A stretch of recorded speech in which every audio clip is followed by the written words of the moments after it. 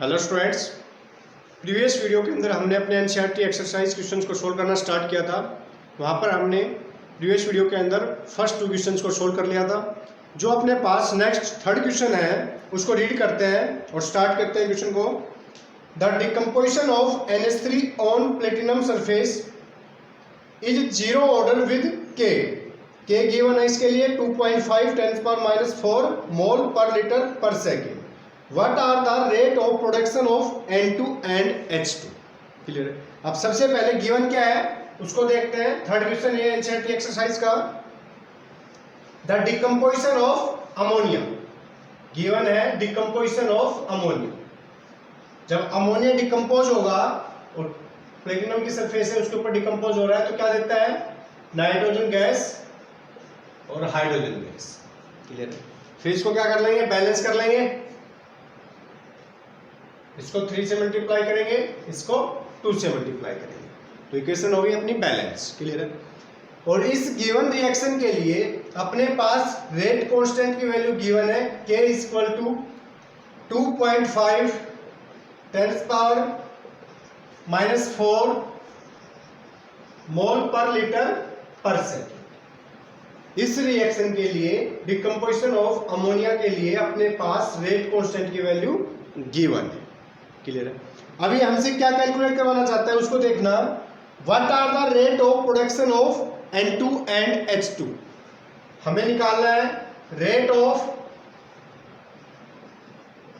Formation of N2 and H2। ये चीज हमें कैलकुलेट करनी। क्लियर है। अब देखना, हमें पता है ये अपने पास गिवन इक्वेशन है किसी भी रिएक्शन के लिए, बैलेंस्ड केमिकल इक्वेशन है। इस केमिकल इक्वेशन को देख के हम इस रिएक्शन के लिए रेट ऑफ रिएक्शन लिख सकते हैं। तो रेट ऑफ रिएक्शन क्या होगा? इस रिएक्शन के लिए रेट क्या हो जाएगा? अगर हम रिएक्टेंट की टर्म में लिखेंगे तो क्या होगा? 1/2 NH3/dt change in concentration of ammonia is equal to, यहां पर क्या होगा? Change in concentration of nitrogen upon change in time. इसी प्रकार हाइड्रोजन की टर्म में क्या होगा? 1/3 change in concentration of hydrogen upon. Clear है। ये इस रिएक्शन के लिए रेट होगा। क्लियर है। और ये सभी किसके बराबर होगा? हमें पता है according to rate law equation क्या होता है? K concentration of nitrogen and concentration of power में। बट यहां पर गिवन है ये जो रिएक्शन है ये किस टाइप की रिएक्शन है? इसका ऑर्डर क्या है? Zero order reaction. क्या है? जीरो ऑर्डर रिएक्शन, यानी कि इस रिएक्शन का रेट किसी भी कंसंट्रेशन के ऊपर डिपेंड नहीं है। क्लियर है। यानी कि यहां पर ये जो रेट है ये किसके बराबर होगा? रेट कांस्टेंट के बराबर होगा। क्लियर है। क्योंकि रिएक्शन किस ऑर्डर की है? जीरो ऑर्डर की रिएक्शन। क्लियर है। अब हमें कैलकुलेट क्या करना है? Rate of formation of N2। अब rate of formation of N2 क्या होता है? Rate of formation of N2 क्या होता है? सभी को पता है, dN2/dt। क्लियर है। इसकी वैल्यू कैलकुलेट करनी और ये किसके बराबर है? dN2/dt = K, और K की वैल्यू हमें पता है, गिवन है 2.5 10⁻⁴। क्लियर। तो ये यहां पर जो अपने पास फॉर्मेशन रेट है किसका? नाइट्रोजन का, उसकी वैल्यू ये है। क्लियर है। तो ये चीज क्लियर होगी। यहां पर rate of formation of dN2/dt K के बराबर क्यों हुआ है? क्योंकि यहां पर इस रेट इक्वेशन के अकॉर्डिंग यहां पर जो रेट है वो सिर्फ किस पे डिपेंड कर रहा है? रेट कांस्टेंट पे। क्यों? क्योंकि ये जो रिएक्शन है किस ऑर्डर की है? जीरो ऑर्डर की रिएक्शन। क्लियर। अब इसी प्रकार हमें किसका निकालना है? हाइड्रोजन का फॉर्मेशन रेट निकालना है। वो क्या हो जाएगा? Rate of formation of hydrogen क्या होगा? dH2/dt। क्लियर है। अब हमारे पास 1/2 3dH2/dt इज इक्वल टू के, यानी कि ये वैल्यू गिवन है और हमें सिर्फ किसकी वैल्यू कैलकुलेट करनी है, rate of formation of hydrogen. तो ये जो अपने पास यहाँ पर जो 3 है ये क्या हो जाएगा, इससे मल्टीप्लाई हो जाएगा। अगर ये यहाँ पर इससे मल्टीप्लाई हो जाएगा तो अपने पास rate of formation of hydrogen की वैल्यू आ जाएगी, क्या हो जाएगा 3 इंटू के, क्लियर है। और के की वैल्यू अपने पास गिवन है, कितनी है 2.5 टाइम्स पावर 5। ये अपना फाइनल आंसर बनेगा किसका, rate of formation of hydrogen, clear है। तो क्वेश्चन क्लियर हो गया। नेक्स्ट जो क्वेश्चन है अपने पास फोर्थ, उस पर चलते हैं। फोर्थ क्वेश्चन अपने पास रीड करना, the decomposition of dimethyl ether leads to the formation of CH4H2 and CO and the reaction rate is given by, rate की इक्वेशन गिवन है अपने पास। फोर्थ क्वेश्चन है, कोई रिएक्शन है उसके लिए रेट की इक्वेशन गिवन है, रेट इज इक्वल टू के प्रेशर CH3O CH3 की पावर 3/2, क्लियर, ये चीज गिवन है, क्लियर है। और यहां पर किसका डिकम्पोजिशन हो रहा है, डाइमिथाइल ईथर, और क्या दे रहा है CH4H2 and CO। और इस रिएक्शन के लिए अपने पास रेट की इक्वेशन गिवन है, क्लियर है। अब आगे क्या कह रहा है वो, if the pressure is measured in bar and time in minute. वो कह रहा है कि जब अगर हम प्रेशर, यानी कि प्रेशर की यूनिट हम क्या ले रहे हैं बार, और टाइम की यूनिट हम क्या ले रहे हैं मिनट, ये चीज गिवन है, क्लियर है। फिर वो हमसे क्या कैलकुलेट करवाना चाहता है उसको देखना, then what are the unit of rate and rate constant.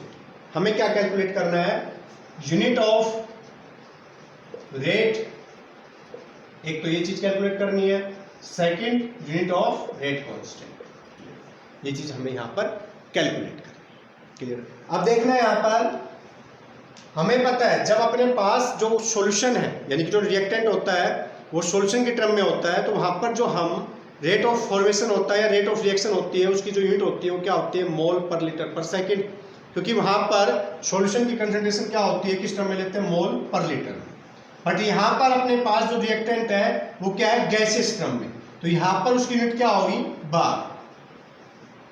किस टर्म में मेजर करेंगे हम उसको, बार की टर्म में, क्योंकि प्रेशर की यूनिट गिवन है यहाँ पर, किस में लेना हमें प्रेशर को, बार में लेना है, क्लियर। तो यहाँ पर अपने पास यूनिट ऑफ रेट क्या हो जाएगा, यूनिट ऑफ रेट क्या हो जाएगा, बार पर मिनट, क्योंकि यहां पर जो अपने पास रिएक्टेंट है वो किस में है, गैसियस टर्म में। अगर ये सॉल्यूशन के टर्म में होता तो यूनिट क्या होती है अपने पास, मोल पर लीटर पर मिनट, क्योंकि टाइम तो हमारे पास फिक्स है, किस में लेना है, मिनट में लेना है, क्लियर है बात। तो यहां पर जो अपने पास रिएक्टेंट है वो किस में, गैसियस टर्म में, तो उसके लिए हम क्या यूज करते हैं, प्रेशर, उसी कंसंट्रेशन को मेजर करने के लिए, और प्रेशर को हमें किस यूनिट में लेना है, बार में, ये चीज गिवन है। अब हमें क्या कैलकुलेट करना है, यूनिट ऑफ रेट कांस्टेंट। तो के की यूनिट क्या हो जाएगी, rate upon concentration of pressure of CH3O CH3 की पावर 3/2, क्लियर। अब रेट की यूनिट आ गई अपने पास क्या है, बार मिनट इनवर्स, क्लियर है।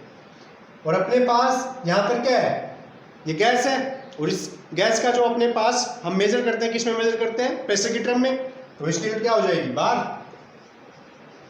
और पावर में क्या है 3/2, क्लियर है। इसको सोल्व कर लो, ये ऊपर जाएगी टर्म, तो यहां पर क्या हो जाएगा, बार 1 - 3/2 मिनट इनवर्स, क्लियर है। तो क्या आ जाएगा अपने पास फाइनल आंसर, बार -1/2 मिनट इनवर्स। ये किसकी यूनिट आ गई, rate constant, unit of rate constant, clear है। तो ये अपना फाइनल आंसर। तो फोर्थ क्वेश्चन समझ में आ गया, क्लियर है। नेक्स्ट क्वेश्चन पे चलते हैं, फिफ्थ क्वेश्चन के ऊपर।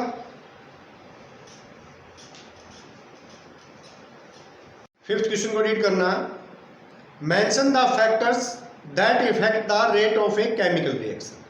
हमें इस क्वेश्चन के अंदर उन सभी फैक्टर को एक्सप्लेन करना है जो किसी भी केमिकल रिएक्शन के रेट को इफेक्ट करते हैं, क्लियर है। तो अपने पास फिफ्थ क्वेश्चन है, फैक्टर्स which affect the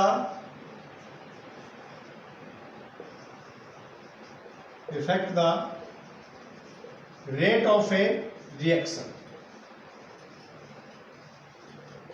उन सभी फैक्टर्स को एक्सप्लेन करना है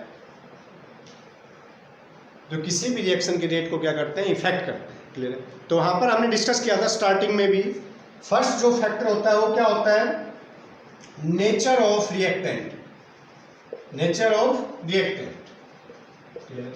यानी कि जो अपने पास किसी भी केमिकल रिएक्शन का जो रेट होता है वो डिपेंड करता है कि वहां पर जो अपने पास रिएक्टेंट है वो क्या है। हर एक रिएक्टेंट के लिए, डिफरेंट रिएक्टेंट के लिए डिफरेंट रेट होता है, डिफरेंट रेट कांस्टेंट होता है। क्लियर है? सेकंड अपने पास concentration of reactant. Concentration of reactant, इस फैक्टर को भी हम डिस्कस कर चुके हैं पहले कि अगर अपने पास रिएक्टेंट की कंसंट्रेशन ज्यादा होगी तो रेट ऑफ रिएक्शन भी क्या होता है, ज्यादा होता है। क्लियर है? यानी कि rate of reaction directly proportional to concentration of reactant. Clear है? इसलिए रेट जो होता है किसी भी रिएक्शन का वो रिएक्टेंट की कंसंट्रेशन के ऊपर भी डिपेंड करता है। क्लियर है? थर्ड फैक्टर अपने पास टेम्परेचर, इसको डिस्कस कर चुके हैं हम। इन सभी फैक्टर्स को हम वन बाय वन डिस्कस कर चुके पहले थ्योरी के अंदर। टेम्परेचर, अब हमें पता है अरेनियस इक्वेशन किसके बारे में डिस्कस करती है, टेम्परेचर का इफेक्ट क्या होता है रेट ऑफ केमिकल रिएक्शन के ऊपर। तो हमने वहां पर डिस्कस किया था कि अगर जब भी हम टेम्परेचर को इंक्रीज करते हैं तो जनरली रेट ऑफ रिएक्शन क्या होता है, इंक्रीज होता है। और जब हम किसी भी रिएक्शन के लिए उसके टेम्परेचर को 10 डिग्री से इंक्रीज कर देते हैं तो उसका जो रेट ऑफ रिएक्शन होता है वो क्या हो जाता है, डबल हो जाता है। क्या हो जाता है, डबल हो जाता है। इसका मतलब क्या है, rate of reaction directly proportional to temperature, यानी कि जब हम टेम्परेचर को इंक्रीज करेंगे तो रेट ऑफ रिएक्शन भी क्या होगा, इंक्रीज होगा। क्लियर है? इस फैक्टर को भी हम डिस्कस कर चुके और इसको हमने डीपली डिस्कस किया था अरेनियस इक्वेशन के। क्लियर है? नेक्स्ट है अपने पास कैटालिस्ट। क्लियर है? इसके बारे में भी मैंने बताया था आपको कि कैटालिस्ट जनरली दो टाइप के होते हैं, पॉजिटिव और नेगेटिव। बट यहाँ पर हम जो जिस कैटालिस्ट के बारे में डिस्कस करेंगे वो कौन सा, अपना पॉजिटिव कैटालिस्ट। तो positive catalyst rate of reaction को क्या करता है, इंक्रीज कर देता है। क्लियर है? इसके बारे में हम डिस्कस कर चुके। और नेक्स्ट अपना लास्ट फैक्टर है सरफेस एरिया ऑफ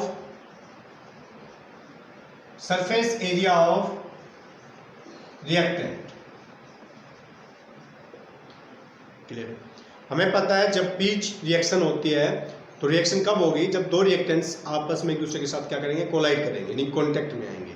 तो जितना ज़्यादा सरफेस एरिया होगा रिएक्टेंट्स का उतनी फास्ट क्या होगी, रिएक्शन होगी, क्योंकि वहाँ पर जो उनका जो सरफेस एरिया है, कॉन्टेक्ट का जो एरिया है वो क्या हो जाएगा, इंक्रीज हो जाएगा। तो रिएक्शन भी क्या होगी, फास्ट होगी। ठीक है? तो ये सब फैक्टर्स हैं जो इफेक्ट करते हैं किसी भी केमिकल रिएक्शन के रेट। क्लियर है? तो फिफ्थ क्वेश्चन क्लियर हो गया। नेक्स्ट अपने पास सिक्स्थ क्वेश्चन है, उसको डिस्कस करते हैं। सिक्स्थ क्वेश्चन को रीड करना।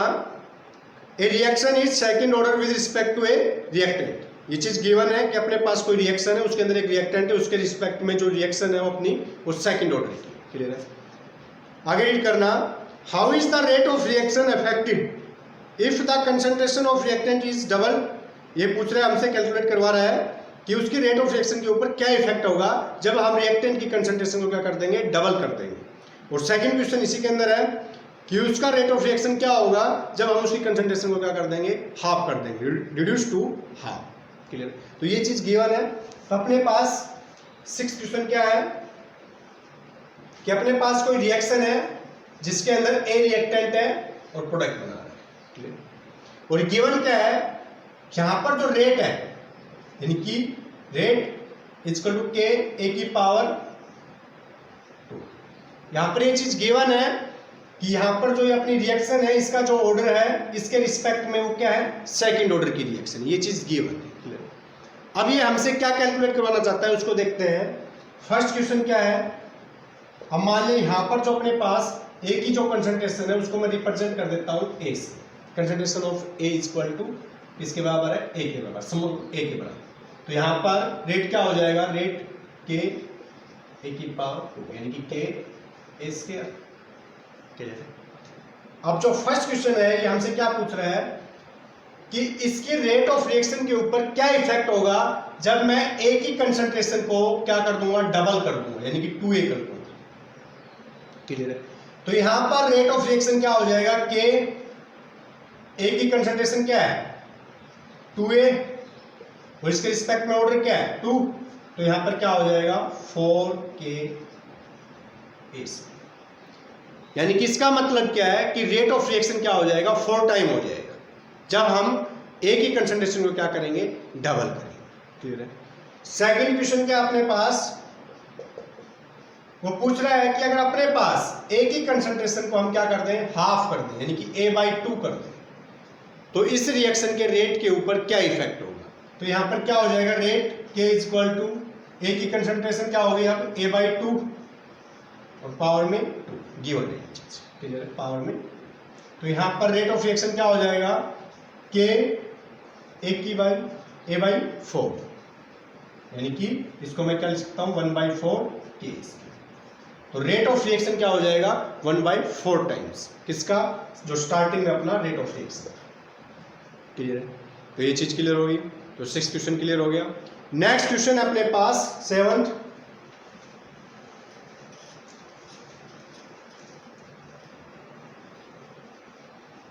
क्वेश्चन को रीड करना एक बार। What is the effect of temperature on rate constant of a reaction. First part 7th का जो फर्स्ट पार्ट है वो हमसे पूछ रहा है कि जब हम टेम्परेचर को इंक्रीज करते हैं तो रेट कांस्टेंट की वैल्यू पे क्या इफेक्ट होगा। क्लियर। ये हम स्टडी कर चुके हैं कि जब भी हम टेम्परेचर इंक्रीज करेंगे तो रेट ऑफ रिएक्शन क्या होता है इंक्रीज होता है और रेट ऑफ रिएक्शन इंक्रीज हो रहा है इसका मतलब रेट कांस्टेंट की वैल्यू भी क्या हो रही है इंक्रीज हो रही है। क्लियर है। और इसको हमने डीपली डिस्कस किया था एनईएस इक्वेशन के अंदर। तो यहाँ पर 7th का जो फर्स्ट पार्ट का जो आंसर है वो क्या हो जाएगा वैल्यू ऑफ के increase with increase in temperature. जब हम टेम्परेचर को इंक्रीज करेंगे तो रेट कांस्टेंट की वैल्यू भी क्या होगी इंक्रीज होगी। क्लियर है। तो ये 7th के फर्स्ट पार्ट का आंसर हो गया। आगे वो हमसे क्या पूछ रहा है उसको देखना। How can this temperature effect on the rate constant be represented quantitatively. वो हमसे क्या पूछ रहा है कि उस इक्वेशन के बारे में डिस्कस करो जो हमें बताए कि हम कितना टेम्परेचर इंक्रीज करें। जब हम टेम्परेचर इंक्रीज करते हैं तो कितना रेट कांस्टेंट की वैल्यू इंक्रीज होगी। यानी कि कोई एक ऐसी इक्वेशन जो क्वांटिटेटिवली एस्पेक्ट को शो करे कि हम जब एक फिक्स टेम्परेचर को इंक्रीज करेंगे तो वहां पर कितना रेट कांस्टेंट की वैल्यू इंक्रीज होगी। तो अपने पास एक इक्वेशन होती है जिसको हम बोलते हैं अरेनियस इक्वेशन। वो क्या होती है k equal to a e की power minus e upon r। यहां पर जो अपने पास k है वो क्या है रेट कांस्टेंट, a क्या है फ्रीक्वेंसी फैक्टर, e क्या है एक्टिवेशन एनर्जी, r क्या है गैस कांस्टेंट, t क्या है टेम्परेचर। क्लियर। और इसी इक्वेशन को हम क्या बोलते हैं अरेनियस इक्वेशन। यही इक्वेशन हमें बताती है कि हम एक फिक्स टेम्परेचर इंक्रीज करेंगे तो वहां पर कितना रेट कांस्टेंट की वैल्यू इंक्रीज होगी। यानी कि ये इक्वेशन रिलेशन को शो करती है किसके बीच में रेट कांस्टेंट और टेम्परेचर के बीच में क्वांटिटेटिव रिलेशन को शो करती है। क्लियर। तो 7th क्वेश्चन क्लियर हो गया। अब जो अपने पास नेक्स्ट क्वेश्चन है 8th उसके ऊपर चलते हैं। 8th क्वेश्चन को रीड करना। In a pseudo first order hydrolysis of an ester in water the following result were obtained. अपने पास गिवन है रिएक्शन क्या है हाइड्रोलिसिस ऑफ एस्टर और उस रिएक्शन के लिए रिजल्ट गिवन है डाटा गिवन अपने पास डिफरेंट टाइम है डिफरेंट टाइम के ऊपर कंसंट्रेशन ऑफ एस्टर गिवन है। क्लियर। तो सबसे पहले जो गिवन है उसको लिखते हैं। 8th क्वेश्चन अपने पास रिएक्शन क्या है हाइड्रोलिसिस ऑफ एस्टर। क्लियर है बात।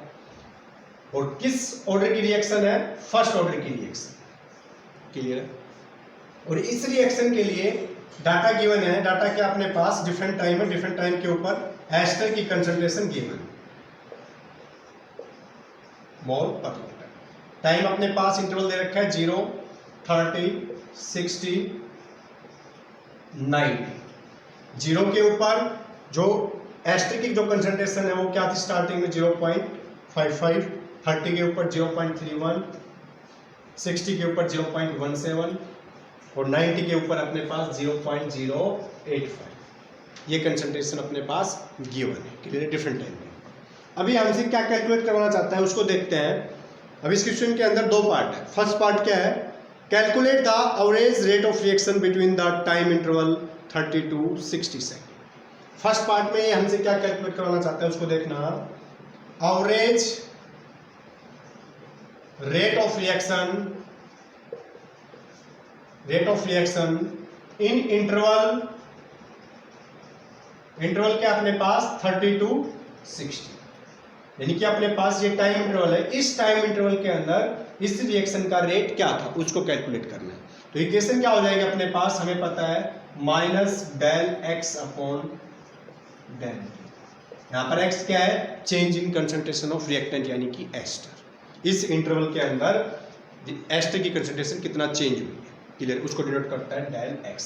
और यहाँ पर हमें पता है डी क्यों यूज नहीं किया, ये डेल साइन क्यों यूज किया, क्योंकि किसको डिनोट करता है, लार्ज चेंज, यानी कि एवरेज रेट ऑफ रिएक्शन को शो करता है, क्लियर है। अब यहाँ पर माइनस, ये जो चेंज निकालेंगे वो कैसे आएगा, फाइनल माइनस इनिशियल। अपने पास टाइम इंटरवल क्या है 30 to 60, 60 के ऊपर अपने पास कंसंट्रेशन क्या है 0.17, 30 के ऊपर क्या है माइनस 0.31, और चेंज इन टाइम क्या हो जाएगा 60 माइनस 30, क्लियर। तो यहाँ पर वैल्यू जो आएगी 31 में से 17 माइनस करेंगे तो क्या हो जाएगा माइनस 0.14 अपॉन 30, माइनस माइनस क्या हो जाएगा प्लस 0.14 30, ये अपने पास एवरेज रेट ऑफ रिएक्शन हो जाएगा। इस रिएक्शन के लिए यूनिट क्या हो जाएगी, मोल पर लीटर पर सेकंड। इसको सॉल्व कर लेंगे वो अपना फाइनल आंसर हो जाएगा, क्लियर। अब ये सेकंड पार्ट के अंदर क्या कैलकुलेट करवा रहा है उसको देखते हैं।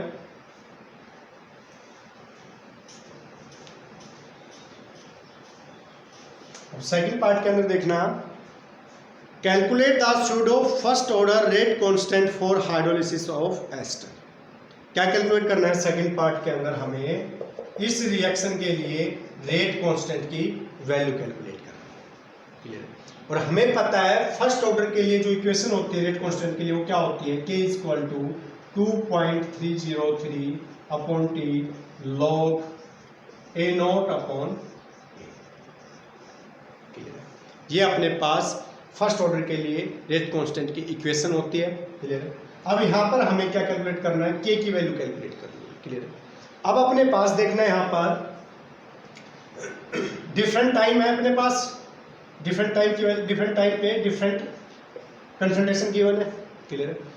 इनिशियल कंसंट्रेशन गिवन है, टाइम 0 के ऊपर जो कंसंट्रेशन होती है उसको क्या बोलते हैं, इनिशियल कंसंट्रेशन बोलते हैं, क्लियर है। यानी कि ए नोट की वैल्यू गिवन है और डिफरेंट टाइम के ऊपर ए की कंसंट्रेशन गिवन है। तो यहाँ पर अपने पास जो रेट कांस्टेंट की वैल्यू आएगी फर्स्ट के लिए क्या आएगी, फर्स्ट यानी कि इस टाइम पे 30 के ऊपर क्या आएगी, k इक्वल टू 2.303, टाइम क्या है 30, लॉग ए नोट क्या है, इनिशियल कंसंट्रेशन फिक्स है कितनी है, ए नोट किसके बराबर है 0.55, क्लियर। ये चीज की है, इनिशियल कंसंट्रेशन की है, टाइम 0 के ऊपर जो कंसंट्रेशन होती है उसको इनिशियल कंसंट्रेशन बोलते हैं, ये चीज आपको पता है। तो यहाँ पर इनिशियल कंसंट्रेशन क्या होगी 0.55, ए की कंसंट्रेशन यानी कि टाइम कितना लिया हमने 30 के ऊपर ए की कंसंट्रेशन क्या है 0.31।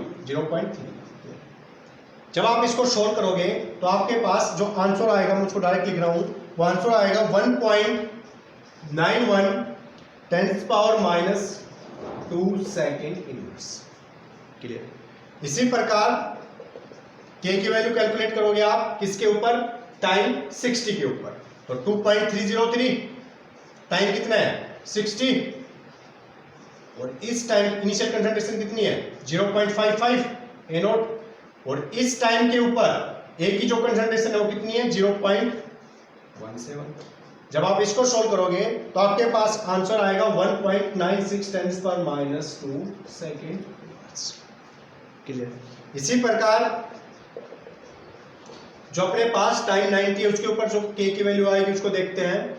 इक्वेशन 2.303, टाइम क्या लिया हमने 90, लॉग ए नोट की कंसंट्रेशन कितनी है 0.55, और 90 के ऊपर ए की कंसंट्रेशन कितनी है 0.085। इसको सोल्व करोगे तो आपके पास आंसर आएगा 2.07 10⁻²। तो डिफरेंट टाइम के ऊपर डिफरेंट रेट कांस्टेंट की वैल्यू आ गई। अब हमें पता है किसी भी रिएक्शन के लिए रेट कांस्टेंट की वैल्यू क्या होगी फिक्स, तो हम क्या लेंगे इन सभी का एवरेज ले लेंगे, क्लियर। तो एवरेज कैसे लेंगे, मान लिया इसको मैं क्या मान लेता हूं, एवरेज कैसे निकालेंगे इसको मैं नोट कर देता हूं। अब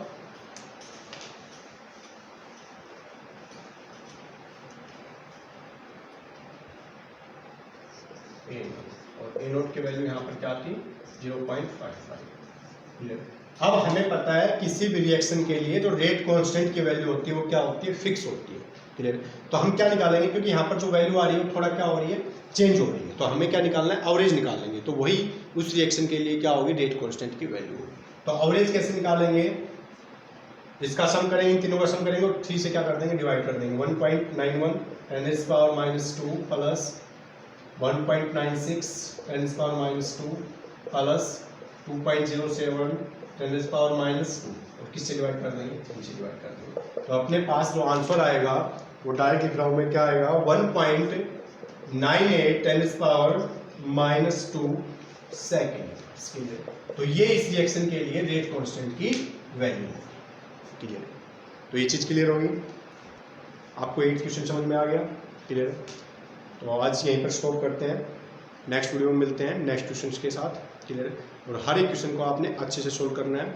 और मैंने आपको पहले भी बताया था, जब भी आप न्यूमेरिकल प्रॉब्लम्स को सोल्व करो तो सबसे पहले क्वेश्चन को रीड करो, रीड ही नहीं, आप उसको स्टडी करो अच्छे से, उसके अंदर क्या किया मैंने, वो हमसे क्या कैलकुलेट करना चाहता है। क्लियर। आपकी हाफ प्रॉब्लम वहीं पर सोल्व हो जाएगी। बट अगर आप डायरेक्ट क्वेश्चन को जस्ट ऐसे रीड किया और डायरेक्ट से सोचो कि आंसर आ जाए, ऐसा पॉसिबल